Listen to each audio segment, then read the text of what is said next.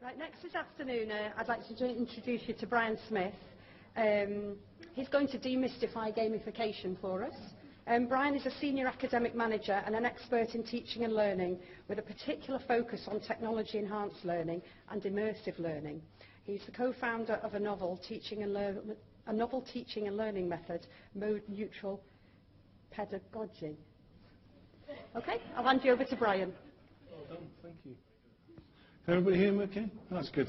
Okay, first of all, I am an academic and I don't use academic freedom. Honestly, I don't, because Jenny will vouch for me. No, seriously, what I'd like to do is start off by getting you comfortable. In all my sessions, what I like to ask is that you relax, you enjoy, and if there's anything that pops into your mind straight away, instant thoughts rather than thought-through processes, use Twitter feeds or save them towards the end. But there is one other thing that I'd like to ask you to do, if I may. In this presentation, there is an error. There's a colour error that I'd like someone to find for me.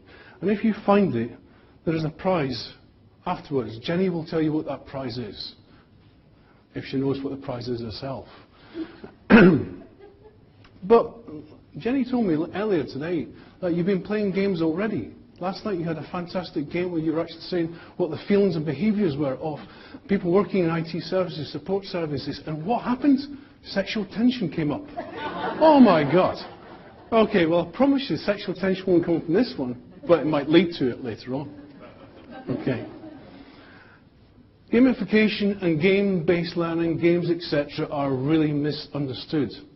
It's certainly in the United Kingdom, and certainly understood in Europe as well as America. So what I'm going to try and do is take you through a very simplistic tour around gamification and the difference between that and games as well. But the origin of gamification starts with games. We're already pre-programmed to play the next game. We're playing games as we speak today. We're playing games in our life, whether we realise it or not, and I'm going to show you where some of those games come into play. Here's some games that we were programmed when we were younger. Many of us have played Monopoly. How many people have played Monopoly in the past? Show of hands. You're all conditioned people. Yeah? Okay. We do tend to condition people because the board game manufacturers set the rules, set the way that we play. And when you enter into a game as a child, you're actually undertaking the modelling behaviour that's in front of you, and it's usually your parents or an adult that's playing Monopoly with you for the first time. You learn strategies, you learn coping mechanisms as you lose money, etc. Then you eventually develop a situation where, like what I did when I was at the age of 10, I started playing more Monopoly with people, but I noticed something very different that was taking place. I noted a lot of facial expressions, a lot of inquisition, strange faces looking at me across the table, and boy, that was great, because when I started to play poker, I was able to take the money off those in front of me, because it was about reading the faces. And game, believe it or not, game is about that. It's about understanding the psychology of the people in front of you and what you're actually doing to those as you're interacting with them. It's the same in the employment area. In your job especially, you've got high interaction with the end user. And what you're trying to do is elicit the feeling that you want that end user to have. And this is a way, gamification is a way to help you do that. The other thing to add in here is the Rubik Cube. 350 million Rubik Cubes have been sold worldwide. And what's the purpose? We just like to shift the colours around the sequence, etc., to try and get to the point of achieving it. Then we go, we've achieved it. And everybody goes, great. But there's no long-lasting effect thereafter. Or is there? We're going to unfold that in a second. Candy Crush. Anybody play Candy Crush in the audience? I can see a few at the back. Hello? Yeah, and at the front. What level are you on? Are you on a high level? Yeah, I got pretty high. It's driving me mental with all those chocolate boxes. Yeah, chocolate boxes. Joking apart, think about those words. Chocolate box, drive me mental, etc. Those are the anticipated behaviours and feelings that game manufacturers are trying to achieve. And the reason why Candy Crush is such a success is because it taps back into our psychology of a 6-year-old up to a 10-year-old. Because we love sweets, We love the colour of the sweets. We love the sounds that are emanating from Candy Crush, etc. It taps into that psychology to make you feel good. You end up getting the feel-good chemicals around your body, don't you, when you're playing? Yeah? Okay. And then there's these serious games, real serious games. How many people, I can spot the gamers in the back there. Yeah, and there's one here, yeah, without putting the hands up. How's that? Yeah. These games are really interesting games to understand. They're great to play, but they're great to understand, because what people come into these games for is collaboration. They come in for the same purpose. They want to win the game. They want to have that collaboration. That means not just within the local network, but also worldwide. It means that the fact that you can talk to someone in China, you can talk to someone in Australia, etc., and play the same epic game to achieve what you're trying to achieve means that there's some serious connection taking place. In higher education, with gamification, we're trying to do the same. We're trying to connect people up, like Reese said before. We're trying to connect people up, get rid of academic freedom, autonomy for the professor to come along and say, I want that software. We want to work in collaboration. And Jenny will tell you that's what we do at Edgehill University. The other thing about serious games is, those who do play games, if you've ever videoed yourself playing them, you'll end up doing this sort of thing. You'll be sitting comfortably in the chair. You'll probably have a set of baggy pants on. Yeah? The increase in retail sale in baggy pants has shot through the roof in the last 10 years. It's just amazing. Yeah? So you're sitting there with baggy pants on, the crotch is almost down to the floor, you're playing the game vividly, and you go, yes! Oh, wow! And you're talking through the mic, etc. You create a collaboration, you're in the zone. You're really getting immersed into the activity. Yeah? But one thing really puzzles me still, and I'm hoping to answer it by the end of the session, is how can you sit and play a game for about 2 or 3 hours without going to the toilet? Hold on to that, because I'm going to come back to that and try and give you an understanding of why gamers can sit for a long time and really be immersed in the subject, but still don't have to go and visit a private room. Okay. So games are quite unique in themselves. They've got an epic journey. They've got a story, a narrative that's taken place. They've got awards being given. Every time you find something, you are given a golden nugget, or you might be given a golden coin, or perhaps a Bitcoin that might have disappeared somewhere. Yeah? You are given that instant feedback. You can see how you're progressing. And these are some of the features that students in higher education, even employees, when they're doing their jobs, want to be able to get that instant feedback. That doesn't lead to frustration, but leads to achievement, satisfaction, pushing the boundaries from one level to another. And these are the elements that we have to extract out of games, move along into what we are doing every day, and see if we can apply it into practice. But there's something that you should be aware of. When you're in a game zone, you tend to lose your peripheral hearing. You tend to lose your peripheral sight slightly. So when you're in the zone, and you're immersed, etc., like I do when I'm playing the game, sometimes I'm there playing the game, and all of a sudden I hear, your tea is being prepared. Not quite a Scottish accent, more than a Scouse accent. And I know when I hear that on the peripheral, and it's very faint in the distance, I know I've got 2 minutes to get to an epic point where I can save that game. Yeah, you're with me, aren't you? Yeah? Yeah? It's really rattling, isn't it? You're so excited, you want to get there. You're saying to your friends, look, I've got a calling, I've got another meeting to go to. I've got 2 minutes to get to the point where I'm going to have to leave you because you don't want to let anybody down, etc. Then you get the second calling. Your tea is on the table. I know I've got 20 seconds to exit the game and get into the other room. And what usually happens is the body changes shape. You're there playing the game, etc. And as soon as you stand up, you then walk calmly into the other room.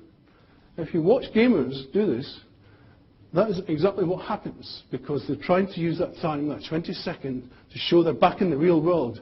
And what that's called is divided reality. You're dividing your conscious reality to the virtual reality. And you're trying to snap back into presence. You're trying to come back into the real world. So how can we use all that stuff and avoid the wrath of the partner in the kitchen telling you often that your dinner's in the dog? Well, we need to pay more attention to faces. This is a picture from a photographer researcher who actually undertook a study of gamers. And this is a challenge I'm going to set you, that when you go away from here today, look for those faces that look like that. I can guarantee you there's been about 3 to 4 already in this room. There's more as we go, because I can see them light up. These faces tell us there's a lot of concentration, there's a lot of engagement taking place, and a lot of emotional responses happening. Now just imagine if the world of higher education could take these things that we know and apply it to students or put it into our IT support services. Wouldn't life be a lot different? There'd be much more excitement if we were able to understand how we are actually responding to the work setting and able to put gamification into place, that we're enjoying the fun, the engagement of the game, helping people deal with the IT problem that's in the organisation, and also sit there and predict the feeling of that person in front of you, which links to customer service, obviously. These are the faces of the future. These are your faces of the future. And this is the psychology behind it. Daniel Pink talked about purpose, autonomy, and mastery. The purpose means when are you doing this? What time? You know, who are you working with? What's the sense of purpose of what's the task in hand in itself? Why are you trying to achieve it? But also, he talked about that it was about collaboration. It wasn't just a sole activity. And if you think back to what we talked about earlier about the initial games were that you were playing against other people, but you were actually trying to win for you. But this time, it's about working together. And higher education is slowly moving in that direction, where we're actually trying to resolve the problems that we have and work together. Autonomy, don't be confused by this, it's not academic autonomy. Autonomy means in the sense that you have an element of freedom in your work activity to be able to explore other things, but bring the findings back and apply it into the setting. And mastery is about skillfully allowing people to challenge themselves and challenge others, take themselves from one level to another level. Now, how many people have actually tried to challenge themselves at work and done something different, take themselves out of the comfort zone? Well, not many do. Some people do, but not everybody does. And when they do take themselves out of the comfort zone and try to challenge and push themselves forward, what they're looking for all the time is rewards, principles. The principles are, let's get a reward. Now, I can raise the question here about how many people get a reward on a daily basis for their activity. And you'll probably sit there and scratch your head for a few moments and think, right, yeah, I can remember episodes of where I was being rewarded. My boss came along and said thank you, etc. But what would happen if there was rewards every single time you had an interaction? So in other words, if you came across and you met someone who you had to support and you dealt with it effectively and there was an initial reward, even a verbal reward, to say thank you, that was really well done, I really appreciate what you've done for me. That type of reward really means a lot to people's psychology. It means a lot to people's emotions. And so these are some of the principles within games and game-based learning and gamification, is that there needs to be some rewards, but motivation is high on the agenda. You need to be motivated to move through things. There needs to be a level of competitive edge. We all seem to have an inbuilt drive to be competitive. Whether we would say that we are competitive or not, there is an inbuilt drive in us that says that competition is important. And this is from a psychologist whose name I'm going to try and pronounce for you, is Csikszentmihalyi, and he talked very similar about Daniel Pink's motivation theories, but what he was saying is you need to be in the flow. Now, if there's any athletes in the room, You'll know when I say you need to be in the zone. You need to be in that zone where there's high performance, there's high energy chemicals running around your body. You're really focusing on that achievement at that particular time. That's the zone that we're trying to get everybody into in employment as well as students in the future. So they need to be at the level where there isn't boredom, there isn't anxiety because the level's too hard for them.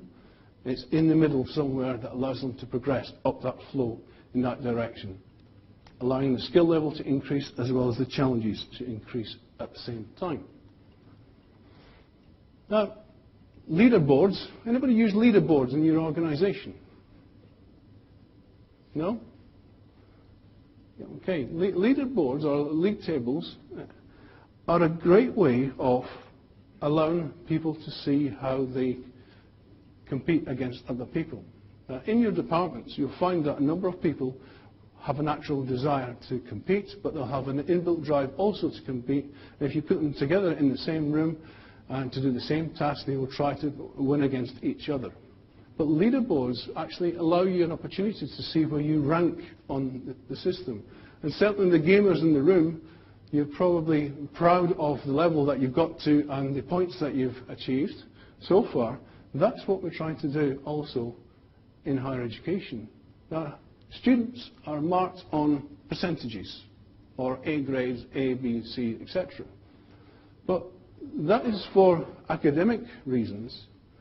If we had an outward-facing leaderboard so that every activity that you did during your training or your course, you got a point for, and that created a leaderboard that was slightly different from the percentages of your assessment, you would find that students would be going around the campus excited, doing everything. That means that they can get a point to. And that's something that's been actually done in the States. So if you've got 56%, that may equate to 5,000 points. And on the leaderboard, you might have a ranking of 12,000 points, but other students cannot tell where those points have come from because that information is not divulged. But the knock-on effect from that, the psychology of it is that people really get immersed and engaged in the process. So we're at the stage here where we're starting to think about what this really means in simple terms. How can we extract these principles and move them into the real world? Here's a video I want to show you where it's been put into the real world. And it's by a company in the US.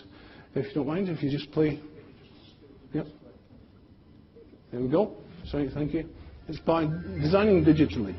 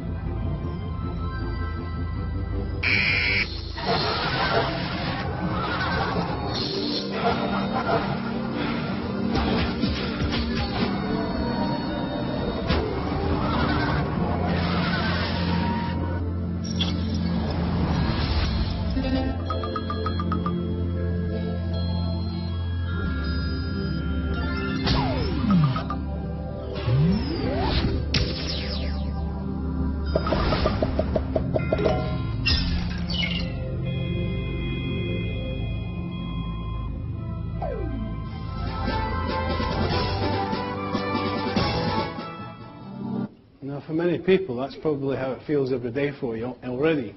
I know that looks a little bit far-fetched, but that is actually what some of the mental processes that people go through, is to say, when you've been playing games, you start to think in that way in the natural world, in the real world as well. And this slide talks about, well, this is an article that talks about, can gamification redesign higher education, or what can it offer higher education? The point being is we've always tried to engage students, we've always tried to engage employees in their activities. It's not nothing new, it's just a simple device. If we understand it more, we can then apply it into higher education more effectively. The term gamification, I have to say, has been masqueraded a little bit by MOOCs, massive open online courses, who some of you will like, dislike, or are not quite sure about. Again, that seems to be taking precedence, whereas gamification has a stronger foundation, and it's something that we can use quite readily and more effectively. So what does that mean in terms of the real world experience? It means that when we're looking at tasks that employees do, or looking at things that students need to do, is we need to understand how we go about helping them achieve those tasks. It's about predicting the behaviour and putting the metrics in place that allows them to actually achieve those things and is rewarded for them. So, but we need to go back to basics. We need to understand what's happening out there with the digital technologies that we have available to us. And this is a study by 3, the mobile company. And they've just looked at iPhones. So any other smartphone users in the room, I do apologise, but this is iPhones. And this is quite interesting for iPhone users. You can see that there's in London, there's a lot of things happening around social media, shopping, cooking, etc. Up in the north east, there is exercise, a lot of fitness people up there. I know that Northern Ireland looks at health. They use a lot of apps, etc. So there's a real abundance of things taking place with mobile phones for different social uses. What's interesting, though, is the males take more selfies than females. So I'm not quite sure what's happening there. So they like to take their own picture for some particular reason. But the answer is here. The answer is in the toilet. And the reason why it's in the toilet is because that used to be a private place. And I used to think when I saw the red sign saying engaged at the door, it meant engaged that was occupied, but it actually means that someone engaged in an activity other than what they should be doing. So Londoners do take the phones to the toilet, and they're collaborating, they're texting, they're talking, etc. And there's been many times I've been walking into the toilets and I've heard a long line of telephone cubicles underway. But also there is a risk. The risk of using your phone is that it will go down the toilet. And it's funny how there's a lot of phones going down the toilet, but when you ask that person why you're using the telephone in the toilet, sorry, you're using your phone in the toilet booth, they'll turn around and say, well, it's never going to happen to me. So they're willing to take that risk. So they're gamers already in their own right. But what about the question I posed at the beginning? How could gamers sit there for 2 or 3 hours and not need to go to the toilet? That's not far off from the truth. So here's the physiology. This is the health practitioner coming to me. Okay, once you start getting excited, the body starts filling up with really funny chemicals, really nice stuff. One of them is called dopamine. And dopamine runs through the body, and when it gets to the kidneys, it starts doing this with the kidneys. It opens them up. You get increased urine. The urine then goes to the bladder, and because that you've got your tracksuit pants on, etc., you've got room for expansion, plus you're pressing on the nerve that might not want you to go to the toilet until your bladder's fully stretched. When it's fully stretched, then you'll go off to the toilet. So that's why they've got great capacity. But there's a danger of sitting for 2 or 3 hours, whoever the gamers are. If you sit for too long playing the game, you might end up with an acute kidney injury. And that's something that the NHS is starting to educate people about. I'm not saying it's solely for gamers, but what I'm saying is, take the break. You know, take your phone to the toilet as well. But here's the gamification that we've already put in place in organisations. How many people have actually used the toilet and saw that there's 2 buttons? One for a full flush, one for a half flush. Yeah? Yeah, we've seen that. What did we go for? We tried to go for the half flush. Why did we go for the half flush? Because when you press both buttons, the tension on the buttons are different. One's stronger than the other one. You go for the soft tension. The soft tension is always the half button, and that's because that was a deliberate ploy by the organisations to save the world, save the water that we're actually trying to use around the world. So every time when you press the full flush, you're going, oh, subconsciously you're thinking that's too hard, so you always go for the half flush. Now when you look at the toilets that are coming into play, they're automatic. Because we've conditioned the brain to accept that it's the half flush that's acceptable, we're saving the planet, and then we've gone on to automatic half flushes. Toilets are a great place for all these conversations. Here's other organisations that have already used gamification in play, and you've probably got Starbucks in your organisations. Starbucks is a great gamifier. They've used gamification principles by giving you a reward for every cup of tea or coffee or whatever your choice is, to say thank you. You stamp your card, and then when you get your fifth or sixth cup, you then get a free cup as well. That's a simple principle about gamification that we can bring into higher education as well in other ways. eBay is another. If you're an avid fan of eBay, getting those cheap goods, etc., you also will give feedback on the other person, and that feedback comes with star ratings, and the star ratings link back to our childhood when we were in school, when we get the gold star, we get the red star, etc. That's where it's coming from. We're conditioned people. There's a lot of examples out there. So gamification is about behaviour. It's not about games. Taking the behaviour and applying it into everyday settings, applying it in what we do as professionals in our workplace, but also applying it to students that are customers, customer use. And we're trying to shape the behaviour of the future. That's what we're trying to achieve. We're trying to create an atmosphere for ourselves, for the future generation of learners, that we're going to win points, we're going to succeed, we're going to connect together, and we're going to move on with knowledge transfer and so on. We're not trying to create a support approach. I'm talking about those creative academics, or those academics with autonomy, where they actually do everything for the student or for the customer. What we're trying to do is give a friendly support that's appealing, because you're part of the game that they've got in their heads, rather than the dreadful dragon that sometimes we face.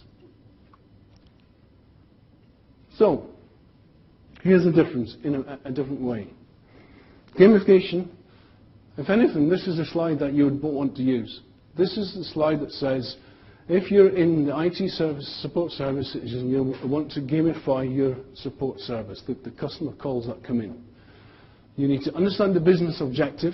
You need to define the matrix, so if a call comes in, how you're going to handle that call, and then you need to identify what the role is of the individual and how it fits into a gaming process. So every time something comes in, and one of the help desk take that call, they process that call, and for the levelness of support, they gain points on a leaderboard table. And then it flows through to test, iterate, and end product. And you can see the difference from game design at the top. Says fun game idea. Gamification is not necessarily fun. It's about helping people achieve more, really fulfill their potential, because we want to be an epic win. That's why we're here today. We want to really help the students use their own technology, bring their own devices to higher education, but also interface with you people, because you are the players of the gamification world of the future, and they know, using their social media type equipment, that they want to use that as part of their gamification ideology in their heads. They want that emotional response. They want that engagement. And it's about you understanding as much as they understand of how you both come together. So let me just take you back for a second before I finish. We have Generation X's, we have Generation Y's. Generation X are those who grew up with no technology around them. Generation Y's is 1980 onwards, who grew up with some technology, the advent of the PC and so on, and now the tablet PC. Now we've got a new generation, Generation C. And this was in a report called Booz and Allen. Booz and Allen identified that we're all connected people. Many of us in this room are already connected using our smartphones and tablet PCs. The future generation cannot live without it. Hence why these companies have started to build these products. They realise they can't live without it, so let's start young, let's get it in the toilet, the private place where all the communication takes place. So you can see there that a child even sitting on the potty will be able to undertake some sort of game exercise or gamification, a learning thing that they're going to benefit from. It is about engagement. So gamification is taking elements of the game, and I'm going to show you, and thanks to Channel 4 for releasing this video as well, it's been really helpful. I want to show you what it looks like in real life for you.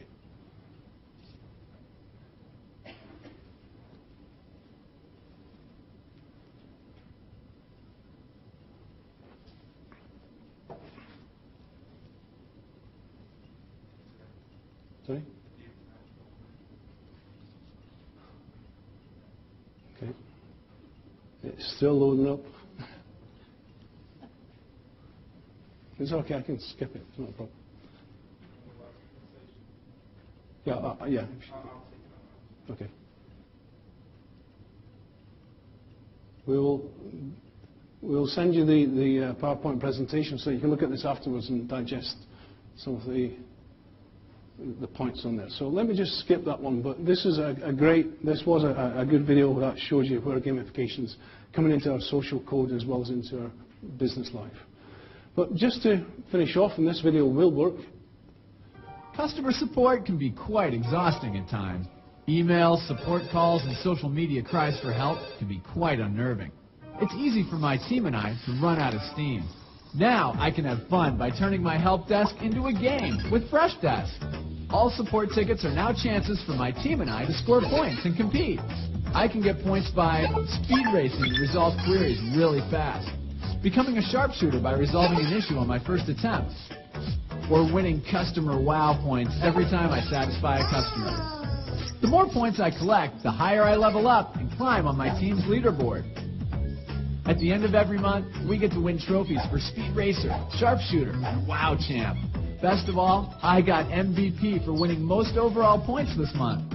All that fun work is great for us, but what about our specific business goals? With FreshDesk, my boss can set our team out on custom quests to achieve those specific goals. I'm going to clear out all these ticket backlogs so I can add another badge to my collection. At the end of the day, my work is done, customers are happy, and I have a collection of awards to show off. Gamify your customer support with FreshDesk. Customer love, refreshingly easy. Again, thanks to FreshDesk for allowing us to show that. That's worth looking at. If you just freshdesk.com, have a look at their site. They've done a lot of great things in different industries. I'm talking in higher education and in business as well, retail and so on. So the difference with games and gamification is, in gamification there is no narrative and prescriptive journey or storytelling. Games tell a story. So the difference here is that we can take principles based upon emotions and behavior and apply them into our setting. So wouldn't it be wonderful if the support services were like that one that you just saw? Everybody would be skipping into work to say, I'm going to play a game today. I was sitting there and glued at the chair and the PC. You might end up finding that these people sit for 2 or 3 hours without a break. That would be amazing. But please look after their health and their well-being. But that's gamification in a nutshell. And what I want to do at this point is really turn it over to you to ask any questions. Jenny. Thanks, Brian.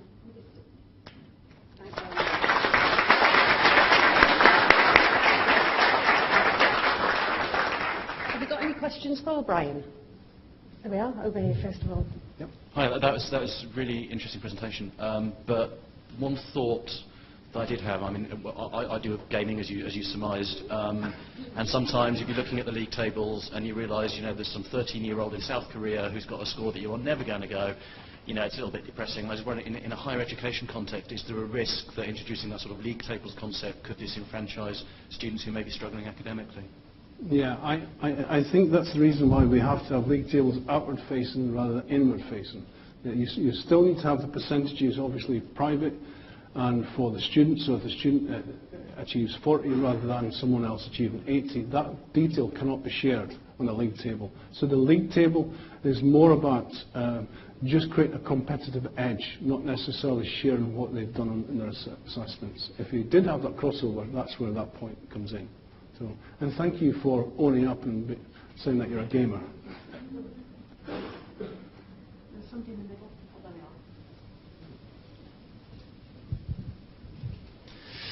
Oh, there we are. The getting points is a sort of a transactional rather than transformational way of dealing with things. Yeah. And by using gamification increasingly, people are going to be changing their behaviour towards preferring that.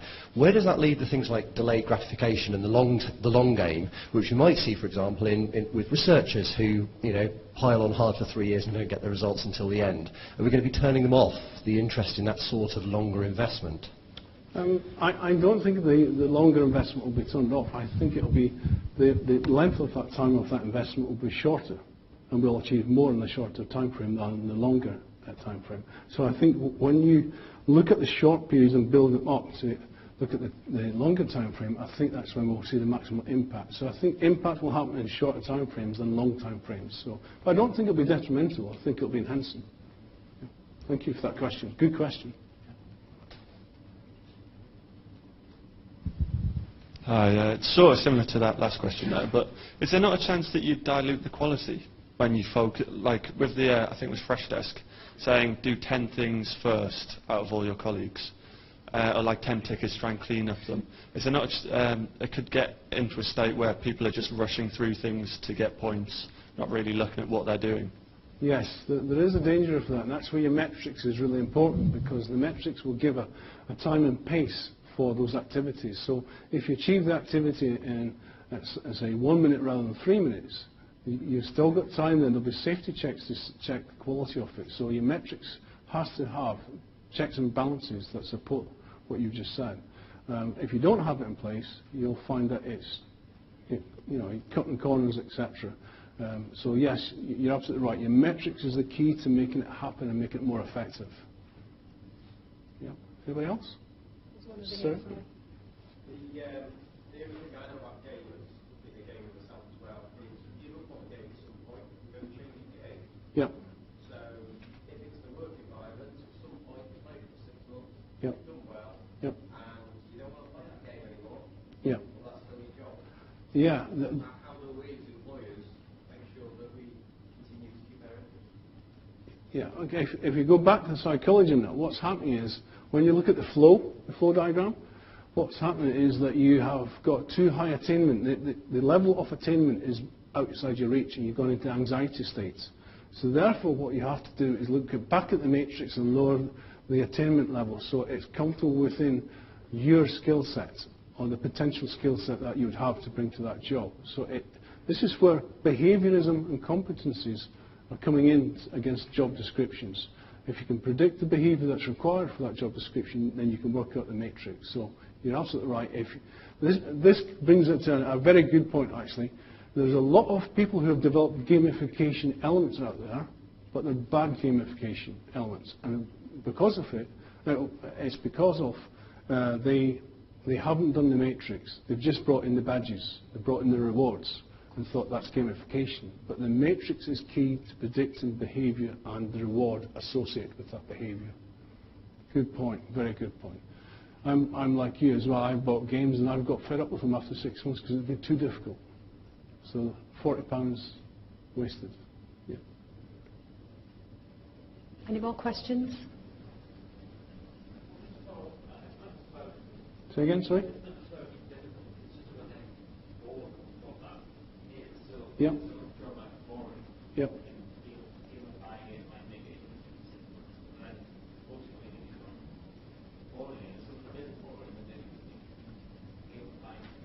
More challenge, more, yeah, push them forward. Yeah, you're absolutely right. And when I see gamification matrices, it's usually because there isn't a fast pace. There's a slow pace that's taking place in the matrix, and that's where boredom starts to set in quicker. Some people have developed games that they've been a one-hit wonder, where you've actually gone on and used it one day and then that's it. And the reason for that is the pace is far too slow for the average user. So you need to think about At what point do you expect someone to be bored, if they're going to be bored? And how do you make the boredom go up an extra notch or two? So you're absolutely right. Thank you. There you go. There's an answer. Handicap it like golf. Yeah. There's one more question at the back, I think. Yeah. Sorry.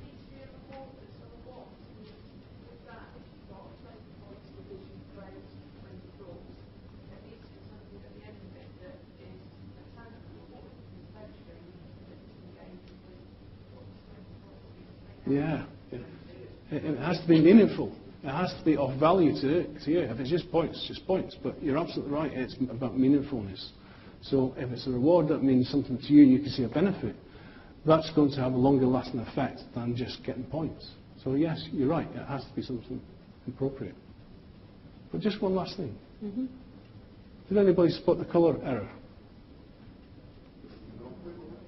The Monopoly board? No? Oh, you're correct. Yeah, you're correct, but it's the wrong one. Yeah. The Monopoly board again. The Rubik cube. Someone had their hand up. Rubik cube. No. The colour wheel. No.